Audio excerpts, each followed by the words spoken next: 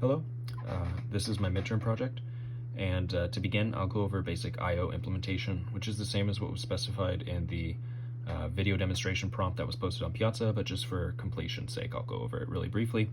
Button M18 here at the top, that button indicates the user operation to push values into the buffer itself. The buffer is parameterized in HDL to contain a maximum amount of 4 bytes. For demonstration purposes, I chose 4 bytes because it's simple. It's simple to show the status flags, the addition, whatever. It's a very simple amount of storage, although this can be changed based on user demand because it's a parameterized value in HDL. Button P18 down here, this button indicates the ability to add up the contents of the actual buffer itself. This can be done no matter how many bytes are in the buffer, as long as the buffer is not empty. If the buffer is empty, it's going to throw an alert, which I pre-specified a pattern, and that alert I can demonstrate right now, and that's the alert. They're trying to add contents of an empty buffer. That's not permissible. That's an illegal operation. LED H17 right here, that LED indicates the empty flag, which is high at this moment in time because no values have been input into the buffer itself. And the LED K15 immediately to the left indicates the full flag, which is low because no values are in the buffer. One thing I do want to note before I begin is that, as you can see, sometimes this value kind of fluctuates a bit. That's either from noise from me talking, vibrations on the board, shifting the potentiometer. The combination of the potentiometer and wires is rather poor as compared to, a professional hardwired system, but it is what it is, and it's fully operational for demonstration purposes.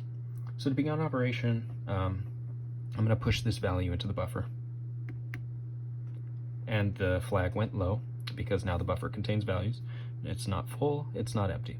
One thing I also do want to note prior, I forgot, I chose a value of 4. I'll demonstrate that this functionality works, but I chose a value of 4 because it's very easy to see. All of the multiples of 4 are pretty easy to see in terms of the ambient lighting in the room.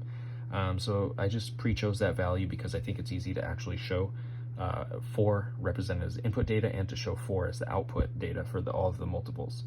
Even if I provide this little bit of a shadow right here, it's even better to visualize, but it's just difficult with the camera settings and with the ambient lighting, so I chose a value of 4 for simplicity's sake. But right now there's one value, there's 1 byte currently in the actual buffer, so I can demonstrate the adding functionality and see it added, so there's 4. I'll hit a CPU reset, although it's not needed. It's nice to reset the system. Why don't I add this value in again once, add it again twice, add it again 3 times, add it again 4 times. And now the full flag went high down here, as indicated. I'm trying to get the shadow. There we go. And now if I want to add it again, we'd expect a value of 16, which is what we get. And so that showed that also the empty flag went high now because all the values of the FIFO have been read. So that's the operation right there.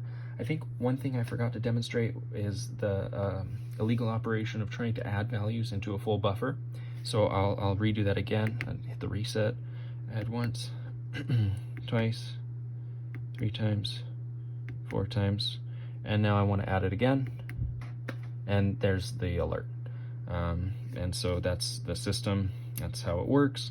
Hit a system reset, add it once, add it twice, add it 3 times, add them all up, and we get 12. So that's the basic functionality of the system. Status flags work accordingly, the illegal operation alert flags work accordingly, debounce buttons. Only constraint that I would have to say with using the JX80C system of the Nexus A7 is, at least for my system, it's pretty susceptible to noise. But other than that, it's fully functional. This is the demonstration purposes of the ADC. For the potentiometer, I could keep changing it. Sorry, my hand's getting in the way. But anyways, it's fully functional. It's just that it's pretty noise. It's pretty noise intolerant. I find it's primarily due to the ground wire, especially, or at the ground and the output wires for the actual channel select, I guess you would say, for the JX80C header. But anyway, that's my midterm project, and thank you very much.